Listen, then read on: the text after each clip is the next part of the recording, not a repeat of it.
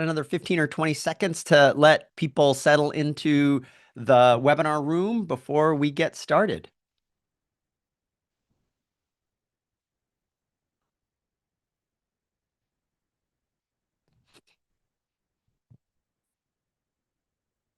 All right, why don't we get going? Thanks everyone for joining this afternoon probably this evening for a lot of folks who are in Europe. My name is Archon Fung. I'm the Winthrop Laughlin McCormick Professor of Citizenship and Self-Government here at the Harvard Kennedy School, and I direct the Ash Center for Democratic Governance here. Before we begin, I have a few very brief announcements. First, the Ash Center acknowledges that the ancestral land on which Harvard University sits is the traditional territory of the Massachusetts people. We also recognize the continuing presence of the neighboring Wampanoag and Nipmuc nations. And a couple of logistical points. First, today's discussion is being recorded. You will receive a link to the recording after the event. So keep that in mind as you make comments, etc. The video will also be available on the Ash Center's YouTube channel. We encourage your participation, so please submit your questions anytime via the Q&A button at the bottom of your screen.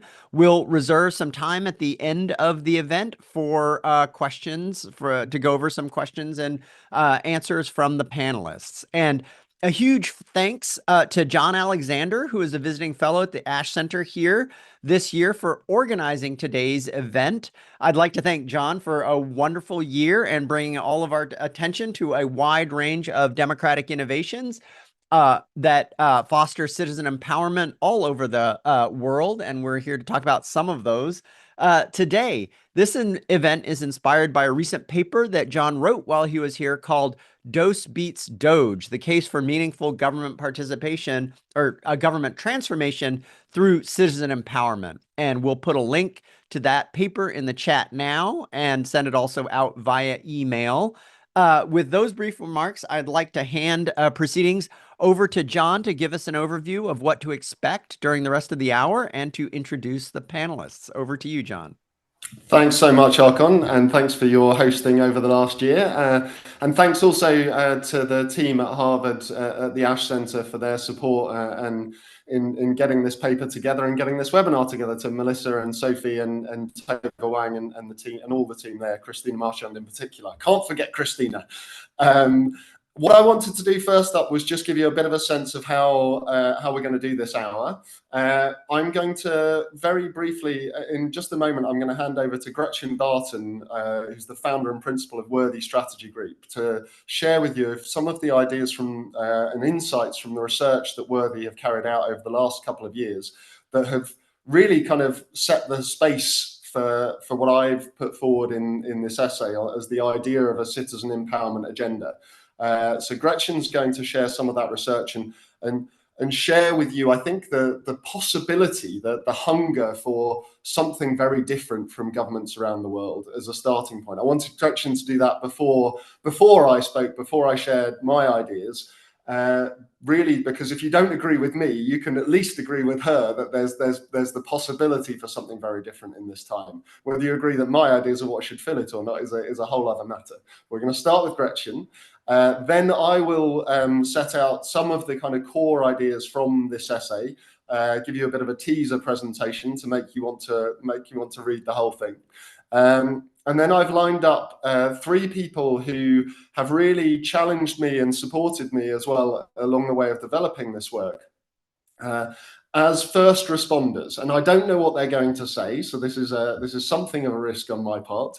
But I think they're three voices that come from very different perspectives. So if what this session is really about is the idea of positioning citizen empowerment as an agenda for reimagining democracy, an agenda for potentially for a democratic party, any political party that wants to really champion democracy in this moment in time, this set of ideas, this approach is something that I'm putting forward into that space of the sort of battle for ideas of where democratic politics, small d and big D, can go.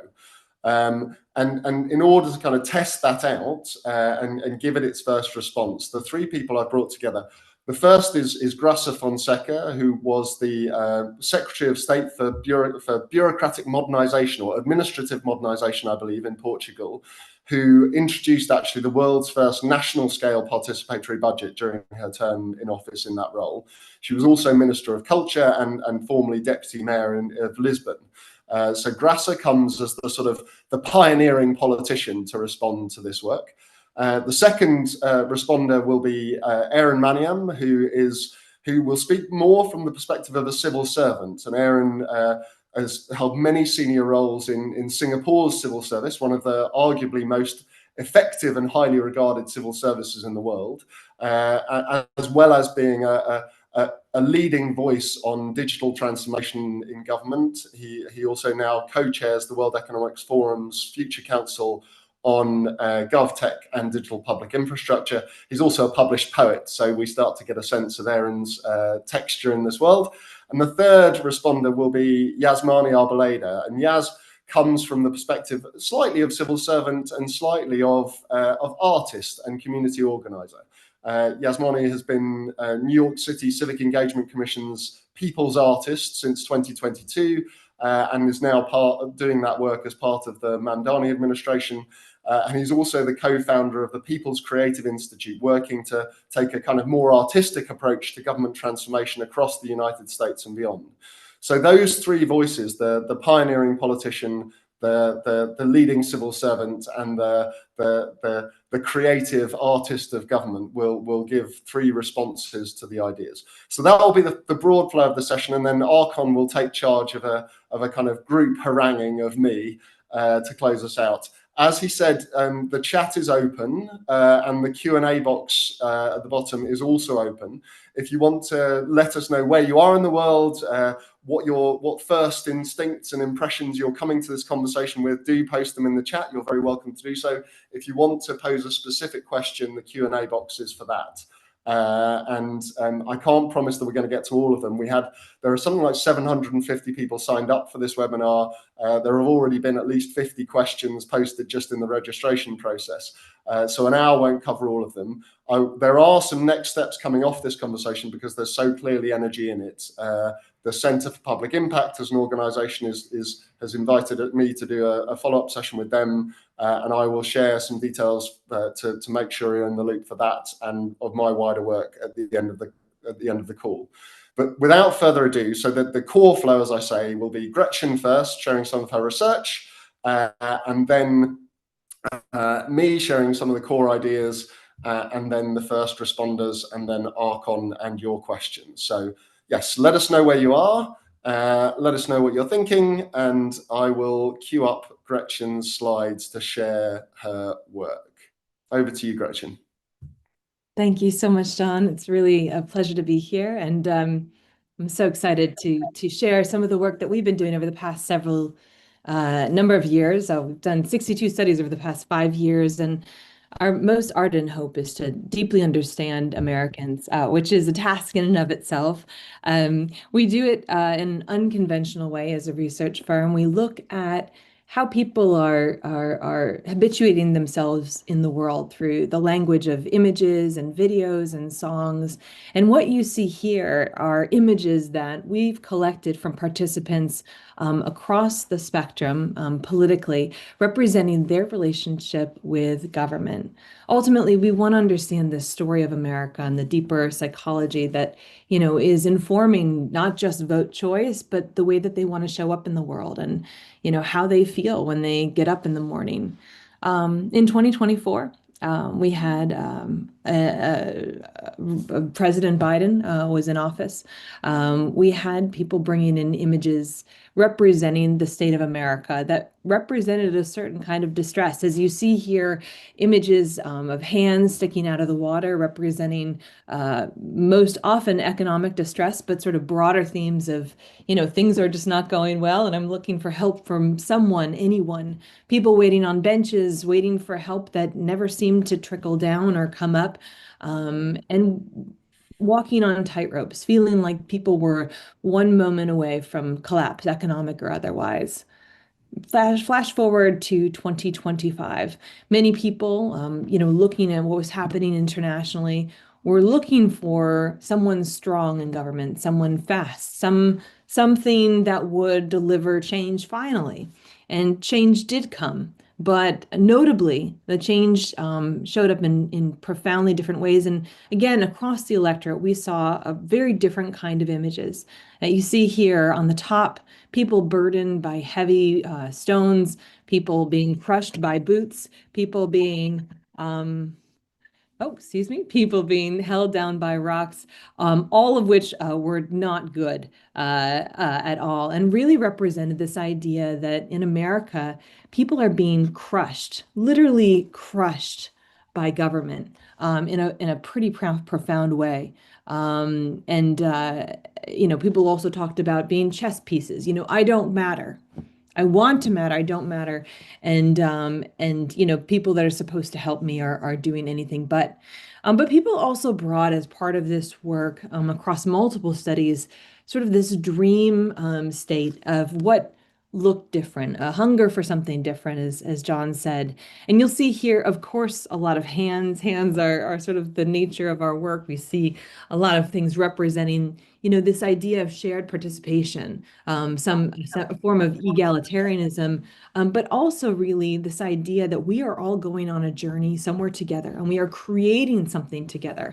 You'll see in the bottom right, some people rowing, right? We're all sort of rowing in places. We may have different positions, but we're all getting somewhere. And then finally, this idea of the orchestra, which Jon so beautifully brought up, and of course, Jacob Collier, we're both super fans, I think.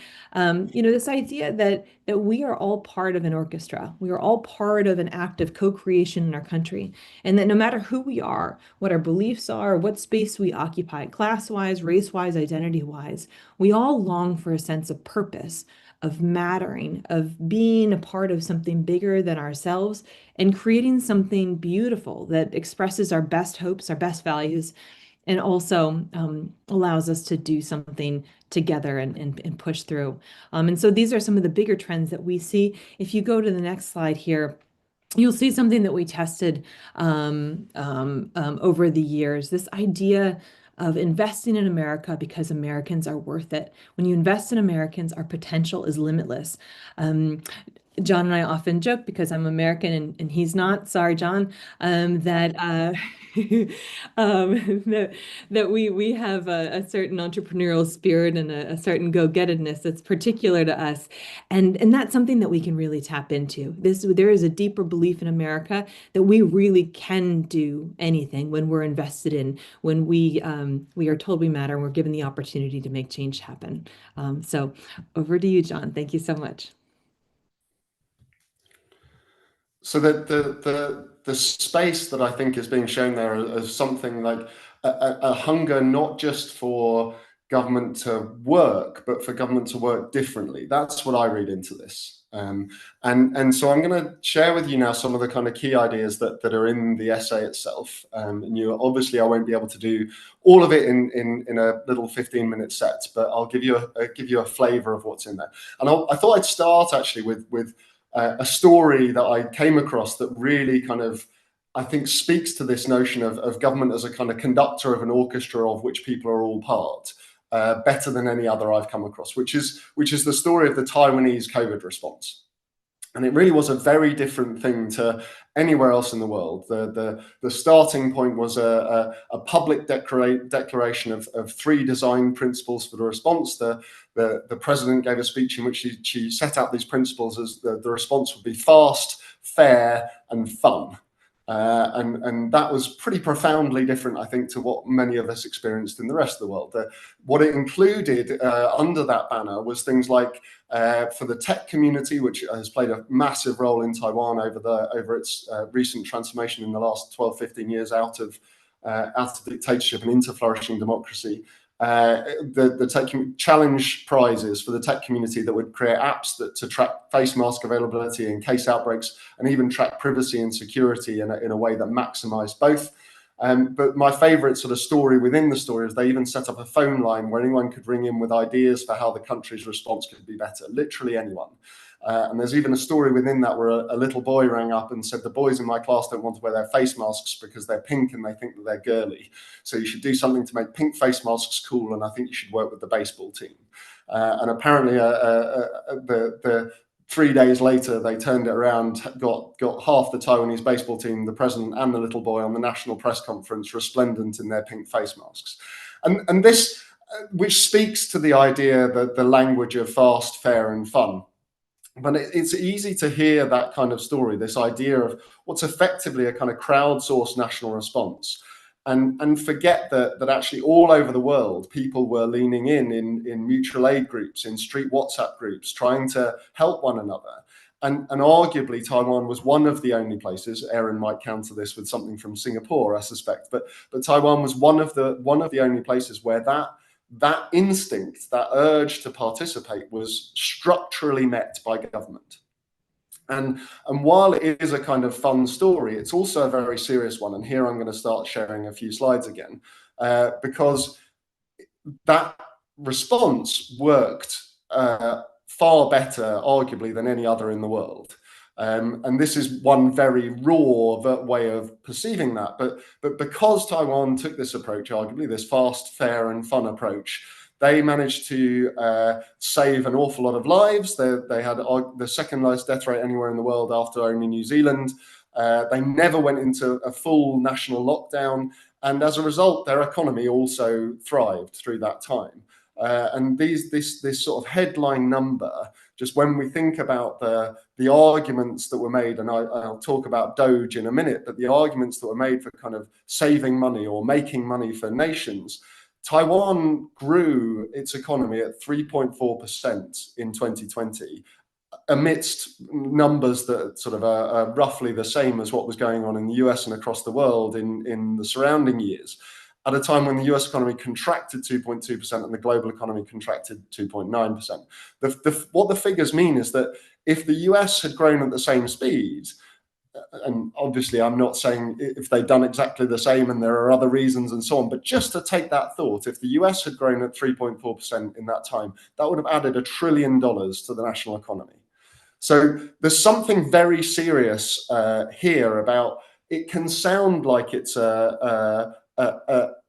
it can be easy to think that this idea of kind of a joyful, a participatory response, a spirit of Jacob Collier to government, is a soft thing to talk about. It's not. It's a very hard, real thing to talk about, and it can make a massive difference. And what I've gone on to do from there, and I want to position this in the light of my broader work, because what I think this is really about is a different kind of understanding of who people are and what their role is in relation to government. All of my work is rooted in what I talk about as 3 stories of self and society. And my argument basically is that in this moment in time, we are trapped in what I would call the consumer story. And I mean that across the political spectrum. Governments tend to think of people as consumers. They think of people as driven by self-interest, that people are independent individuals, that the role of government is to do for them, that people are capable of making demands and choosing, and the role of government is to serve them.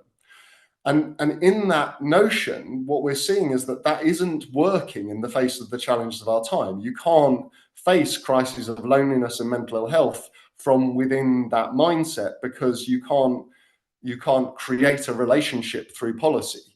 You can't face crises of inequality from within a story that says that competition is the way to fix all problems. And you can't solve crises of the ecological crises, major political crises, from within a story that sees people just as isolated individuals whose agency is expressed in the choice expressed by a vote.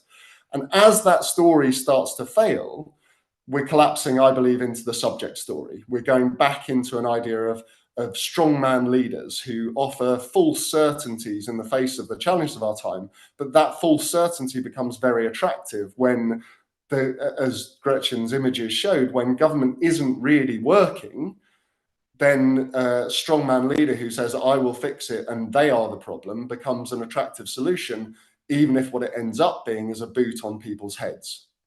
And so what this is really about is saying, what if government thought of people differently? What if government thought of people as citizens, as interdependent, as people who want to do stuff together with and through organizations, whose primary drive is to participate and create, and for whom the role of organizations and leaders, the role of government, is to facilitate.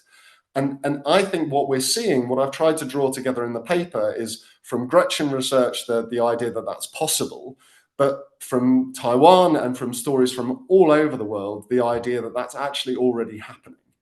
And I think when you start to see that, you see something that is really very, very different to this moment, which we all remember all too well, I'm sure. But it's not just different to Doge. It's also different to some of the progressive responses. I would argue most of the progressive responses that have been put out, because when Elon Musk was doing Doge, when it was kind of falling apart, when it was actually failing even on its own terms, Musk proposed that Doge would save $2 trillion from the federal budget inside a year. By the time it had been wrapped up, it started to be curtailed, and he was wrapped up at least within, I think, 4 or 5 months. It had already cost an additional $190 billion compared to the previous year. But the progressive response has been things like Sir Jeff Mulgan, the prominent British political commentator, civil service thought leader. He wrote a paper called Doge Done Better, in which he wrote that Doge has captured attention across the world and said that the questions it asks are good ones, but the answers have been poorly thought out and implemented. Doge looks more like theatre than engineering, a costly piece of political positioning. So Mulgan essentially saying this is the sort of thing this is the transformation of government we need, but it needs to be done better, more like engineering than theatre. And then the second quote here is from Derek Thompson, one of the co-authors alongside Ezra Klein of the Abundance book and political agenda that's capturing a lot of imagination, but actually I don't think is much more than a Doge-like response. What they're saying is, so in Thompson's words, we don't just need to think about deregulating the market, we need to think about deregulating government itself, getting the rules out of the way. This is a world in which a Department of Government Efficiency is a godsend. So although they are saying there's something wrong with Doge, I think they're actually noticing the wrong thing that's wrong with Doge, because I think actually the theatre of Doge, the energy, the radical transformation would be a good thing. It's actually the idea that the agenda of that transformation should be efficiency that is the problem. And so in the paper, what I've set out is an argument that actually the transformation is more like this. So if the goal of reform in Doge is efficiency and in abundance and in Doge Done Better, then the means of reform becomes technology and the removal of rules. The role of government remains as service provider. And so existing outcomes are accepted and worked within, and the delivery model stays as being delivered to and for citizens. What I'm proposing with the notion of a citizen empowerment agenda and departments of citizen empowerment, hence DOSE rather than Doge, is that the goal of reform should become effective and legitimate government that taps into collective intelligence, perhaps enabled and supported by artificial intelligence, but primarily taps into that metaphor of the orchestra again, the ideas and energy and resources of everyone, that plays a role less as service provider and more as facilitator, and redefines goals through participation rather than simply accepting what they are, and ultimately delivers with and for citizens rather than to and for citizens. And just to spell that out a little bit more, what I think the huge opportunity in this moment is to do is actually to wrap together some major emerging trends in public administration. So democratic innovation has been referred to once or twice already, but I think is only actually one part of this. Within that, though, there's huge things going on. We could look at the rapid spread of citizens' assemblies around the world and across America, or the rapid spread equally of participatory budgeting now in 11,000 cities worldwide. And perhaps just to bring that together into something that can hold your imagination, the city of Paris in France, capital city, 10 million population plus, now has a standing citizens' assembly, a permanent assembly as part of its governance structure. 100 randomly selected people, representative of the city population on all key demographics, including refugees and migrants in the calculation, that among other things decides the theme for 100 million euros a year of participatory budgeting, and commissions subgroups to develop policies directly, the citizens actually leading that development. And that group has recently developed a new homelessness strategy for the city of Paris, which I think the team will pop a link to in the chat in a moment. That gives you a sense of just how big the strand of democratic innovation actually citizen empowerment, as meaning that you decide the big questions with people rather than for them, something you would never do in the name of efficiency, but would do in the name of effectiveness and legitimacy and transformation rather than just incremental change. The second major trend that I wanted to bring into this notion of a broad citizen empowerment agenda is relational public services. There's now 80 administrations, mostly at city and regional level, that are starting to use this kind of approach. And what it essentially boils down to, just to give an example, is taking the sort of transactional frame of public services, where particularly someone with multiple needs might be served by up to 10 different public functions, removing those multiple points of contact, and instead allocating a single caseworker to build a personal relationship that is geared towards unlocking that citizen's power, enabling their contribution to society. There's studies in the UK that suggest that this approach can save up to $70,000 per person per year almost immediately.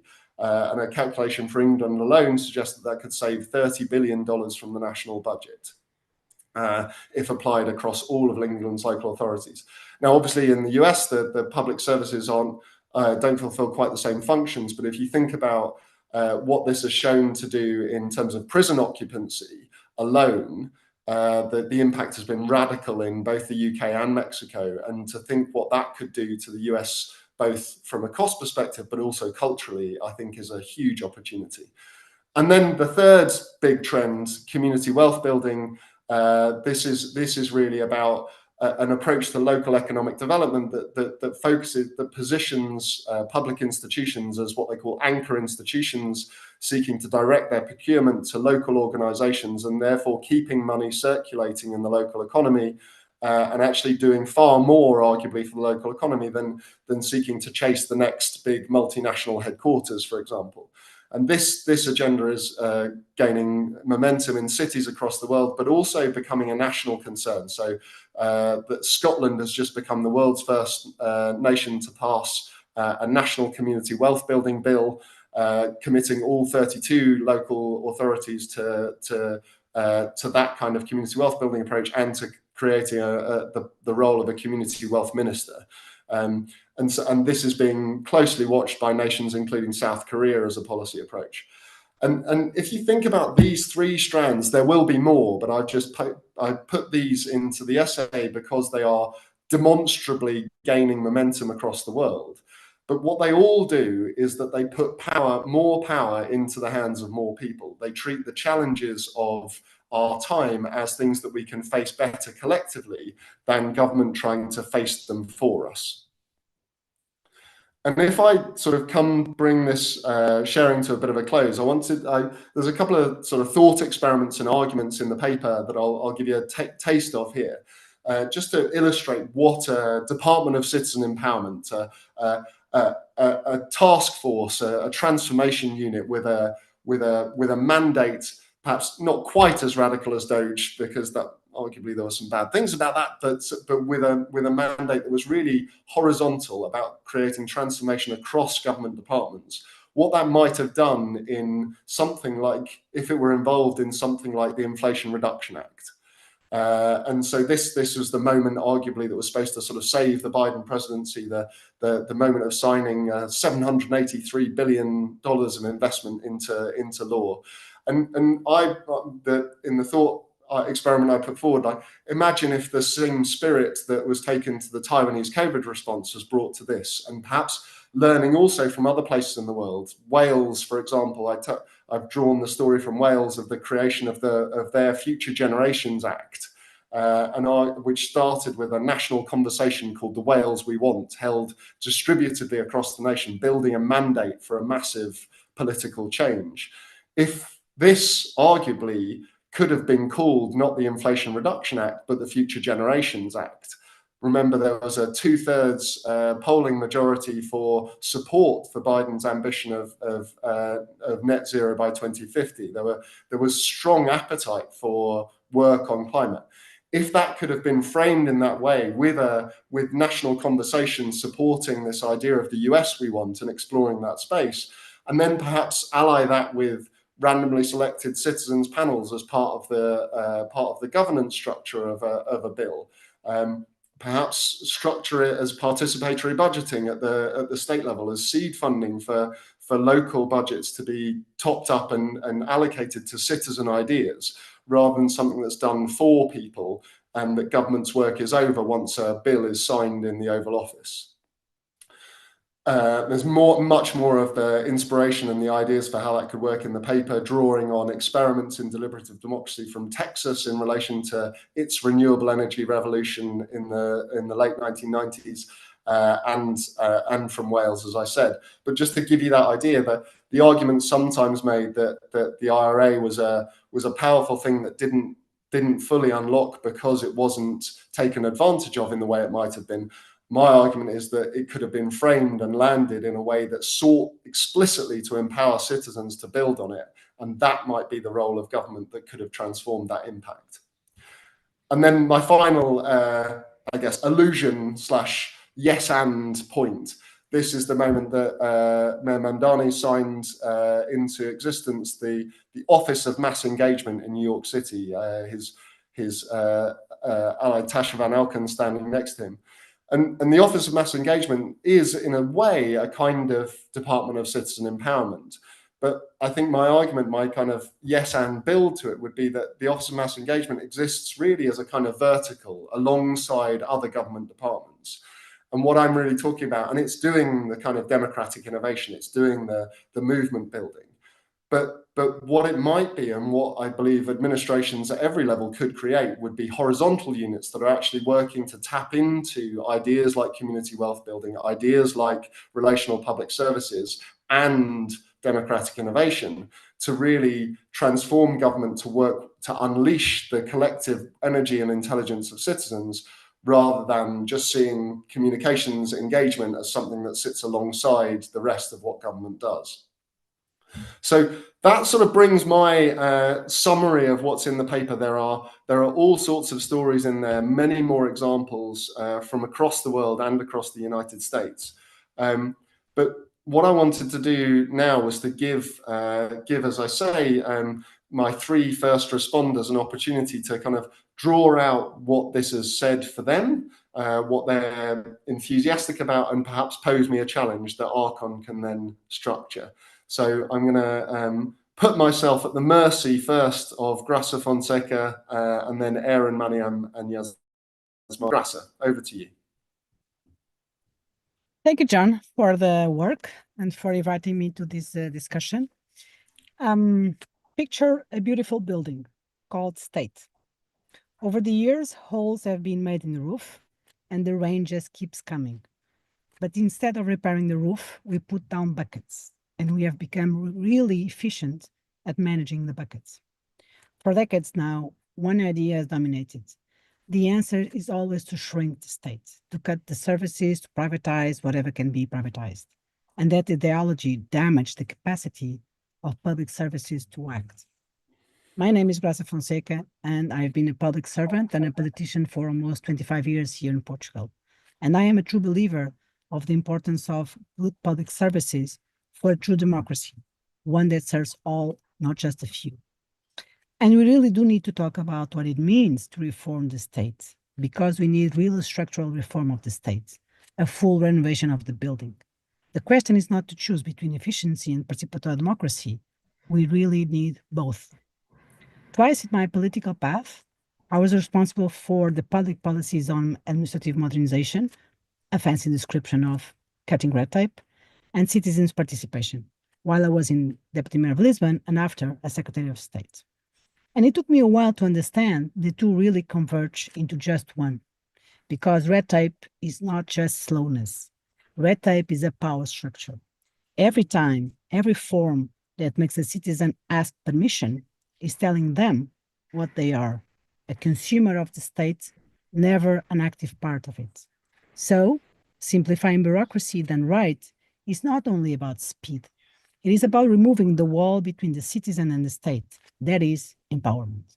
So, let me share with you three challenges I faced and the lessons I've learned, and all drove from the work that Jon did and is presenting us.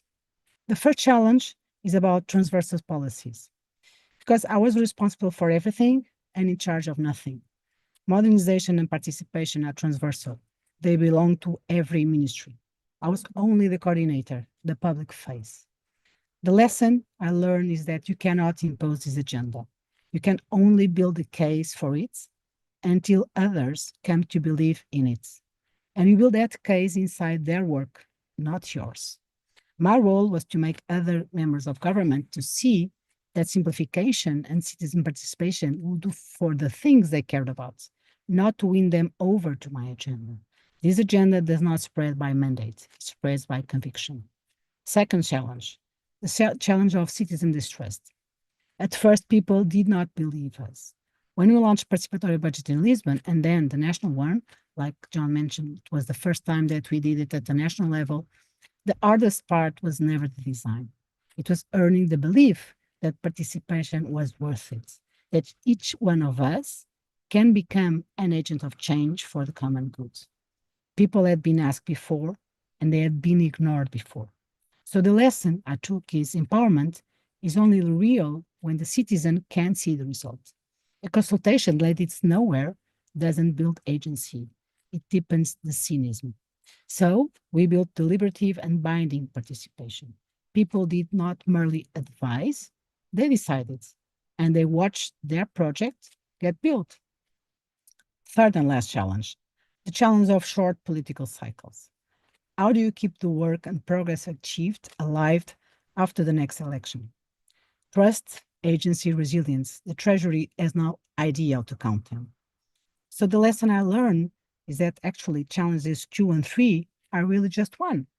The way you protect the work done and the progress achieved is by winning the skeptics. A citizen who has experienced real participation, who proposes something and watch it happen, becomes the policy's best ambassador. And ambassadors are really what make a policy too expensive to kill. So here's to you, Jon. It's a reflection and a question for the future.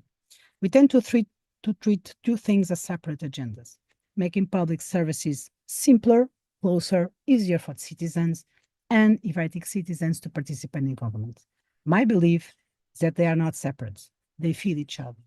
If a person experiences health or education as something that truly works alongside their needs and their aspirations, rather than against them, then they begin to trust the state. And a citizen who trusts the state is far less skeptical, far more willing to step in and participate. So the participation we need is not only built in citizens' assemblies and participatory budgets, which I love, it is also built every time the state simply works for someone and they feel it.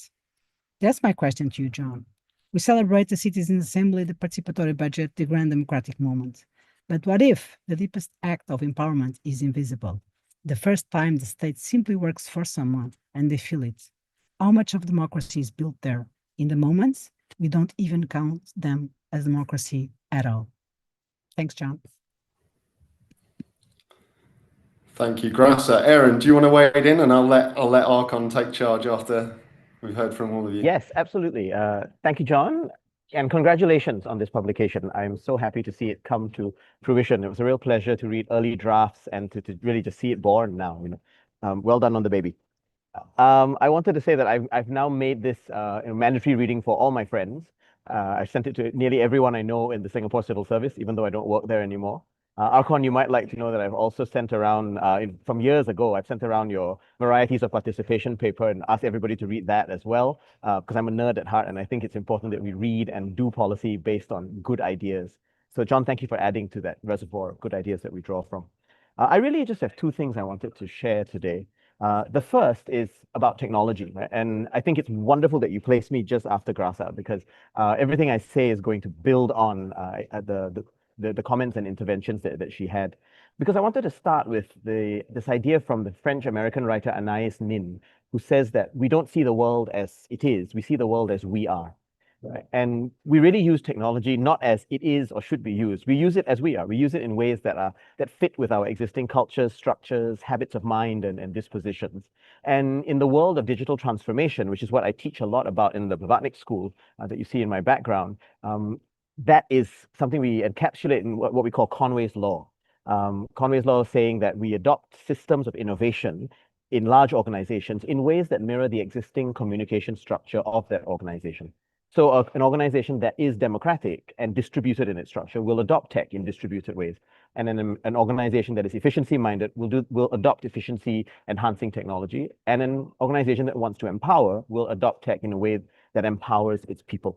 And I think that's, for me, is really important, because what we're dealing with the technology side of this is there are clearly democracy-enhancing technologies out there. Grasa, you've mentioned some of the really powerful examples of that, and I agree with you. Relationality is part of democracy, right? And that's what the work of Gustavo Maia in Brazil is pushing when he talks about zero-click government. It's what Helen Margetts talks about when she deals with the idea of needs-based assessment and using the data that we have to actually make better policy. But it's also about realizing that there are really simple things that we can do with technology to help citizens feel that they are part of this process. And I don't mean help in a paternalistic sense. I mean help us to do the transformative work that we're seeking to do. And that may mean using technology for online discussions for people who may not be able to make it in person, which includes like some of the experiments that we've run in Singapore. It includes using chats, including with AI bots, as warm-ups for discussion, so that when people meet in person, they are able to go much deeper and have done what I like to call clearing the throats, right? And emptying the barrel of the obvious, so that you go into a much richer, more nuanced discussion. We're moving beyond pre-reads here to having pre-discussions, pre-chats that actually can enhance the depth of how we do when we get together. And there can be really important technology used in post-discussion, post-deliberation, post-participation processes as well. Because I think one thing I've realized is this work is not just about the act of participation, it's also about the act of relationship building. And if we feel connected to the citizens we've been part of, then that becomes a much richer tapestry from which we paint a democratic picture. So that post-discussion element, I think, is quite key as well. And again, there are experiments of this that I've seen in Brazil. There's some wonderful examples in Canada, and we've just done experiments about this in Singapore. All of which leads to the next point I want to make, and this is the last thing I'll say because I think it's much more important that we get to the discussion, which is that I love your last chapter, Jon, on the boring revolution. Because if we want to achieve the vision that Grasa has painted, and if we want to use technology, as I said, in ways that allow us to choose empowerment and not just see the world in purely efficiency-based terms, then we need to build ecosystems. And I know you and I have had lots of conversations about this. And that means doing the boring work, right? It means having the large vision that attracts attention, and then also having all the boring nuts and bolts that hold things together. And that means a few things, right? It means having the right resources in place. It means having people to do the work. And it means being able to make people accountable for this. One of my ministers in Singapore always used to say, if you want to change a system, you have to have at least one of the following three things: money, people, or you need to do the performance review of the person who's getting the work done. And if you have all three, you'll definitely get it done. If you have two, you have a fighting chance.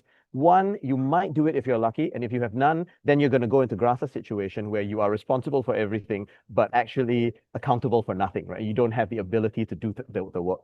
So what then needs to happen here? Here, I think we need to do the boring work, not just of the structure and the architecture of organizations. We also need to build the right cultures.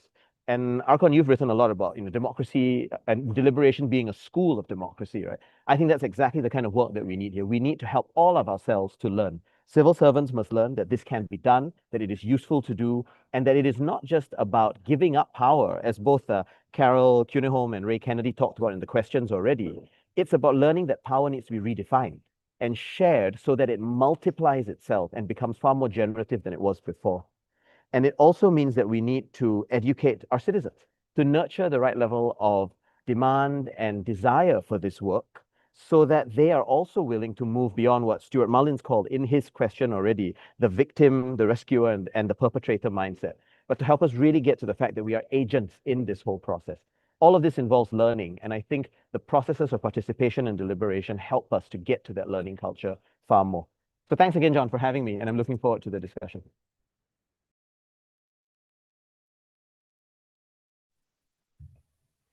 I'm going to let Yasmani come in, and then we'll get into just that discussion. Yas, over to you.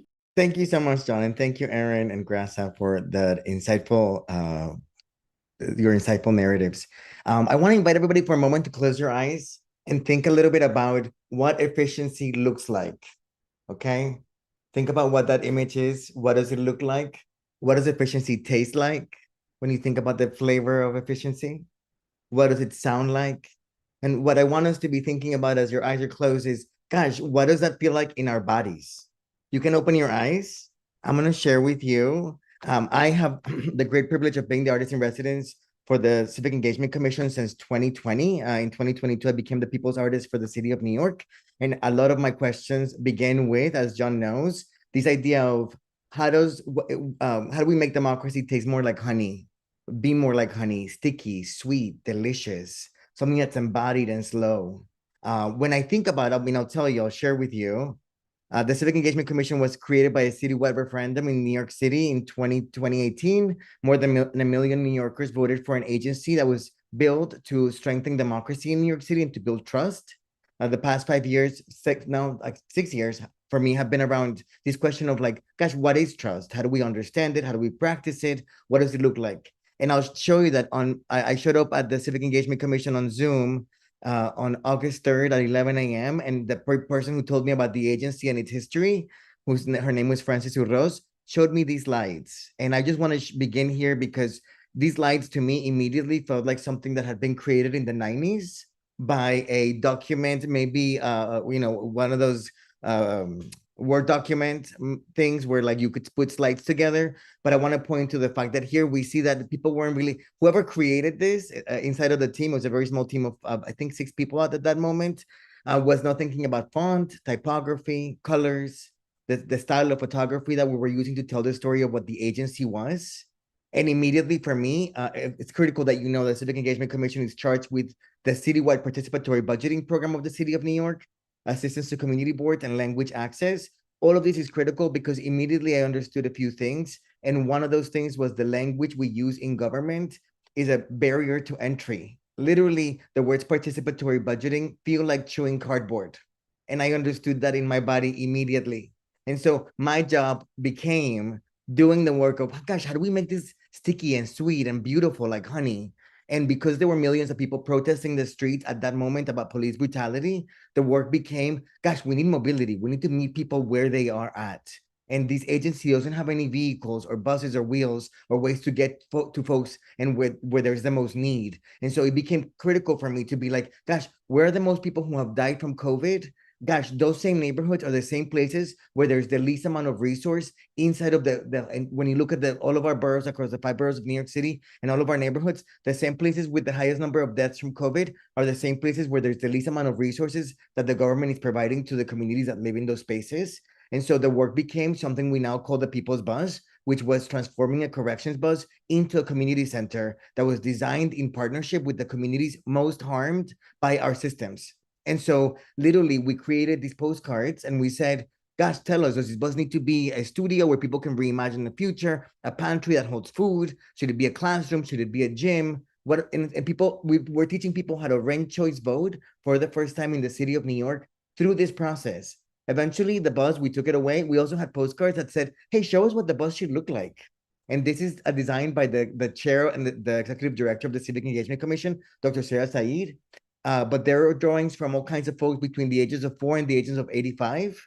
I think this is important because all of these images created the ceiling of the People's Bus, which was made of recycled glass beads that came from materials for the arts, a recycle warehouse in the city of New York. Everywhere on the People's Bus where there's gold beading is all the places where people who were incarcerated made their mark. So we want to make sure we're honoring the history of harm of the bus and think about what the future could be inside of the construct of the needs of the community. In 2024, the People's Bus became Tippy, the Tender People's Money Monster. And time and again, I will tell you that the experience of building creatively solutions for the biggest challenges of the city of New York, for me, we eventually took these more than 2,000 tentacles were created out of recycled fabrics. But no one could have ever told me that creating a monster that tells us about how to participate in how the budget is structured in our city and voting in it every summer, nothing could have prepared me for the fact that a child that couldn't see, a blind girl, would walk around the bus holding every tentacle and playing with the tentacles and getting to know it. And so not only was she learning about participatory budgeting, which we now call the people's money in the city of New York, because it's about people and money. And so not dumbing down language, but crystallizing to make it really clear what the thing is about. So here you see some of the kids playing with it. The bus continues. It's been on tour about almost 6 years now. This is the fifth summer of the People's Bus traveling around the city, hiring musicians and inviting folks to imagine what democracy feels like through all of their senses. And so for me, the invitation, Jon, in the story you're telling is really, my question becomes, how do we prevent citizen empowerment from becoming another department or slogan, and instead make it a new operating system for government that prioritizes all of our senses and all of our ways of being? Because we must celebrate, there's, millions and millions of people in our city, but also across the world that think differently, and we have to be designing for all of that. And so for me, I always think about Tony Kate Bambera, who says, the job of the artist is to make the revolution irresistible. My job inside of government has always been, how do we make these things joyful, beautiful, because quality communicates dignity. And I think in the name of efficiency, we lose track of what it feels like, what it tastes like, what it smells like. And it's essential that as human beings, we center this way in this approach of doing business. We have to include everyone, and we do it by pluralizing our senses and inviting our full selves into the picture. So thank you for having me be a part of this, and thank you all for your perspectives and your work. Thank you, Yas. Archon, I'm curious where you want to take the conversation, having heard all of this. Wow. I'm just kind of blown away. It is just such a rich discussion, and we have like too little time for too many topics. But I wanted just to pick up on a couple big themes to begin. The first is really, Jon, you've done a beautiful job of arraying some really diverse ways of getting into this question of citizen empowerment. And I want to put the two big ones on the table right now, which is culture on one hand, and then policy and institutional design on the other, right? So several people on this call, me included, kind of focus on more the policy and the institution side. But Yasmani, your comment, like participatory budgeting tastes like cardboard, that really, really resonated to me like a lot. And so what are the ways in which, maybe just to Yasmani and whoever wants to jump in, how have you been able to engage with the more policy wonk types who are aligned with Jon's agenda and the agenda of all of us on this panel, but nevertheless see things in terms of policy and design? Like, is it going to be participatory budgeting, or is it going to be a citizen assembly or sortition or whatever? Like, how do you get those people to say, to see the essential role of culture and connection in connecting with people's fuller lives, not just, a certain narrow conception of citizenship or participant? For me, it's really critical to have clear examples and information, and not just data, but what it feels like. And I'll give you an example that I think is primal in my experience, is the color of paint for public housing. Paint often costs, the percentage of difference of adding color to paint is very small. Yeah.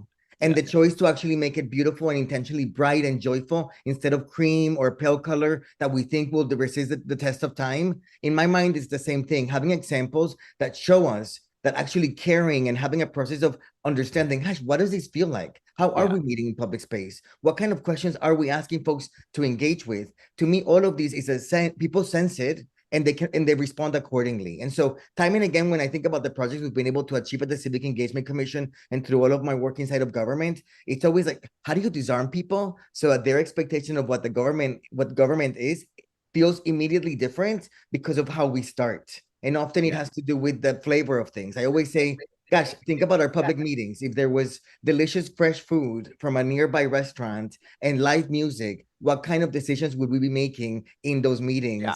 If that was the case, people would be less mad at each other, I think. A little bit. Can I just come in on this? Because I think the distinction you make, Archon, between culture and policy design, like, Actually, I think what this agenda speaks to is the idea that you're moving away from, you're sort of stepping back completely. You're going like, what's the question that we want to hold with people, rather than what's the answer that we want to provide for people. And so Taiwan, for example, the fact of having that kind of more generative, creative approach, the culture in that COVID response is a culture of believing in people and a culture of holding the question, how are we best going to get through this with people? That creates a generative, creative space, rather than going, what's the most effective, efficient thing that we can identify to do, and then roll that out. Yeah. Yeah. So that the art of the work becomes one of question holding and facilitation, effectively, and but not just in terms of a citizens' assembly or a participatory budget, but a whole kind of cultural orientation of the role of government, rather than one of delivery and efficiency and things that taste like cardboard. You know, Yasmani, when I was hearing you talk, I was, only a couple of us, I think, are old enough, maybe only me, to remember, kind of the experience of the Cold War and like the visions of Eastern Europe and the Soviet Union from the free world was just like of these gray, depressing monostructures. And then listening to you, it's like, when did our government become that? Like, what can we do about it? So Aaron, you had your hand up. Did you want to jump in? Yes, and I'm really glad that, John, you said the word facilitation, because my first quick thought, Archon, is that policy and culture aren't necessarily separate, right? We can do the work of both well, and we need to keep in mind that actually if one of those needs aren't being served, then we need to push harder and find ways to break that binary. And Yasmani, my big thought as I listened to you was, how do we speak to the whole person in this process? So I love your mention of sensors, about beauty, about the color of paint and stuff. And I actually think a lot of that comes in the role of the facilitator in the design of these processes, right? That the discussions need to be joyful and fun. If they're not fun, no one wants to come. So my own personal rules, and I do actually come to a lot of this work from a facilitation point of view, not just from a policy point of view. I love the facilitation design process. And two of the biggest rules I found that really help is, one, always have natural light in the rooms that you're doing stuff in. And then whether you call things participatory budgeting or anything else, people will enjoy that process a lot more because the energy changes.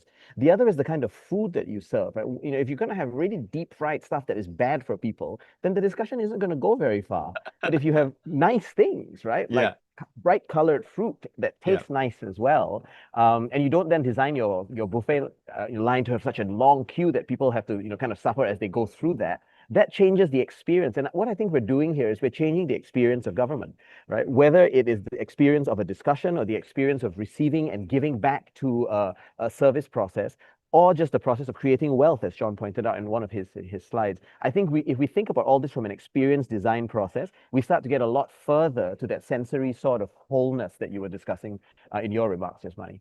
Yeah, great. I just want to put one more question on the table because we're nearly out of time. And I know some people will definitely have to run, including maybe some people on the panel. But so I wanted to put this question on the table because it came up so much, different versions of it in the Q&A, and then also people who submitted questions before.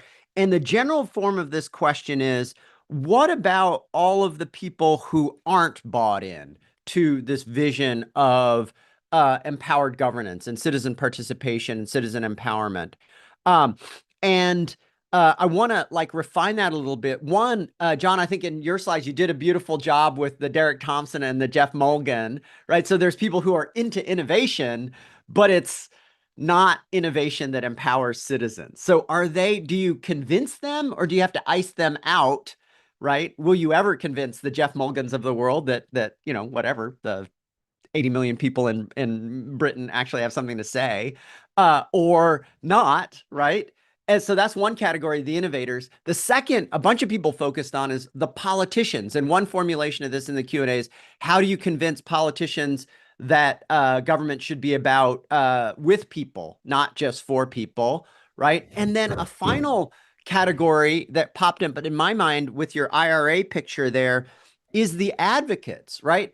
So environmental advocacy groups, other advocacy groups sometimes the last thing they want is more citizen empowerment. What they want to do is embed their preferences into the policy so that they get government to do what they want, and citizens might undermine what they want. So, like, how do you, is the objective for any of those categories to convince them or to displace them with people who are more Maybe into the citizen empowerment agenda?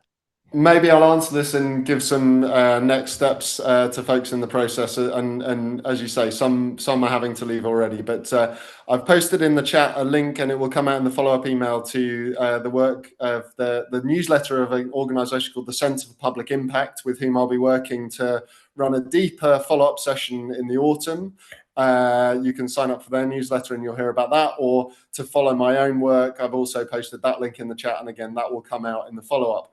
But I guess also to say, one of the next steps is that I will be debating with Jeff Mulgan at the You could ask him. at the Creative Bureaucracy Festival. We are doing an event called the Great Efficiency Debate, which will be streamed live online as well. And so part of my strategy on that front is to take this on. My fundamental belief is that we haven't put forward an alternative agenda. To date, the political conversation is arguably stuck in a not particularly helpful set of alternatives that can really be boiled down to technocracy versus fascism.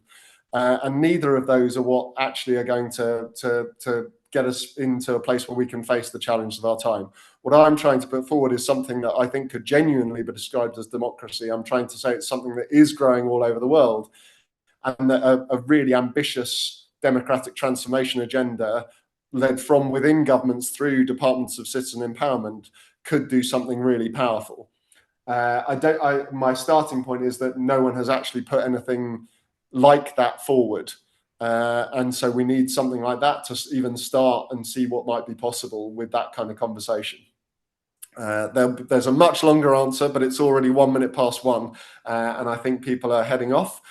So I think we ought to close. There will be a follow-up email, as we said, but Archon, I don't know if you want to close us out, but that's just a huge thank you to everyone. I thought this was a really energizing discussion, so I walk away with a little more step this afternoon after this conversation, and I hope everyone else does too. And huge thanks to the team at ASH and for the panelists for all joining on, and look forward to continuing this conversation in many other forms in the future.